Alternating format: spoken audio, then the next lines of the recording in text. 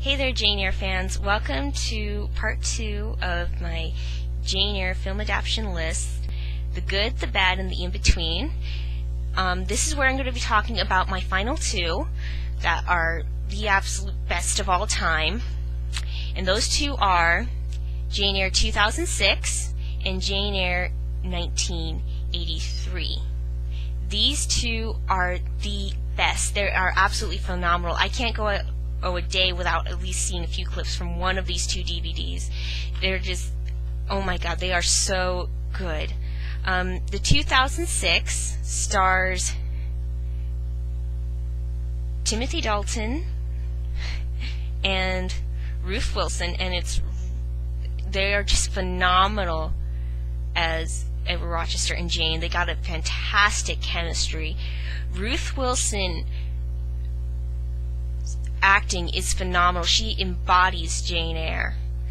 You know, she just has you just look into her eyes and she tells you the story. She's just really, really good. She should have won an award for this performance. Toby Stephens is also a phenomenal Rochester. He does a fantastic job. He should have won an award as well. And I'm kind of upset that neither of them have really won any awards for their acting, because they should have. They were just so phenomenal. All the other cast members were phenomenal in their roles. The woman who played the young girl who played Adele did a phenomenal job. All of them, they just all did a great job. It was just a really phenomenal production. I have a few problems with it, but those problems are not that big. One of my problems with the 2006 version is the change in dialogue. You know, they took the dialogue from the original book and they kind of dulled it down a little, and they just completely changed it, which in some scenes it works and it's okay, alright. Other scenes, I look at it and think, wow, the actors could have done so much more with the original dialogue. Charlotte Bronte wrote some really beautiful poetic dialogue in the book, and it's really sad that they didn't use any of it in the 2006 version. But the acting definitely makes up for it. Another thing that I kind of have not a big problem with, because as I said their acting really makes up for it, is a lot of the characters don't fit their book descriptions. The biggest one is St. John Rivers. In this one, the actor who plays St. John Rivers in this version, although a very good actor, he doesn't fit the description of St. John Rivers in the book at all. You know, he's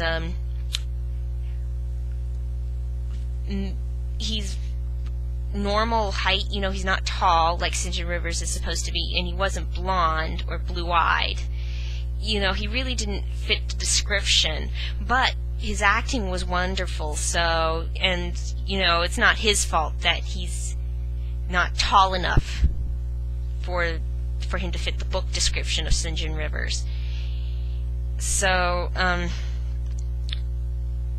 that was my only 2 real problems with it, was that they changed a lot of the dialogue, and in one case they changed a scene which I didn't like, which was the where Jane leaves, right before Jane leaves Thornfield, where Rochester's trying to convince her to stay.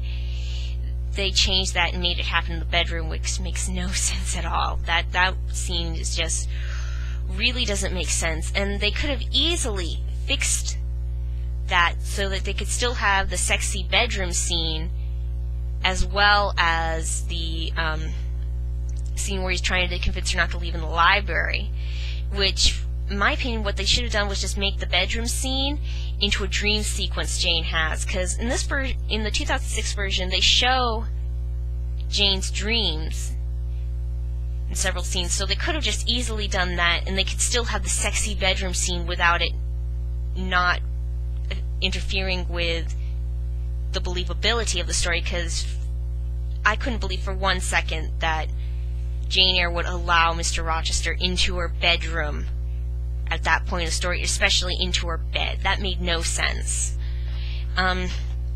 Luckily, the 1983 version did not change that scene. They kept it true to the book, as well as most of the dialogue. You can take segments of this film and take the book, and you can read along with the dialogue. They keep the dialogue so true to the book in this version. And the thing that also makes me really love this version is Timothy Dalton. In my opinion, he is the best Rochester of all time. A lot of girls are going to disagree with me. A lot of girls think it's Toby Stephens, and Toby Stephens does a phenomenal job, but in my opinion, Timothy Dalton is my absolute favorite of all time as Mr. Rochester. He is absolutely phenomenal. Ziella Clark, who plays Jane Eyre, sadly I haven't seen her do anything else, which is kind of sad. I've seen her do a lot of I've seen clips of her performances in past work, and she's a very good actress. There are some places in YouTube where you could see some of her work, and if you want to know where you can get that, you could just go ahead and leave a comment, and I'll show you where you can find those clips of her other works, but sadly there's not very many of them.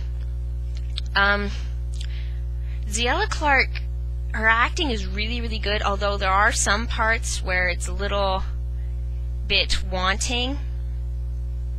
And another thing with this is they cut out some nice scenes. This version, it has a problem that pretty much all the other versions have, which they cut out some really great scenes from the book for this version due to time, especially during the engagement period of Mr. Rochester and Jane Eyre. It pretty much, there's only like 10 minutes of scenes where they're actually engaged, which is really too bad. I would have really liked to see some more of the scenes that happened between the engagement and the wedding. And in this one, they certainly don't have a problem. All the characters look pretty much exactly the way they're supposed to in the book. In this one, they're very true to the characters' appearances, which I like. And this one's very good. And that's pretty much all I have to say for right now. Feel free to comment if you want me to add anything else.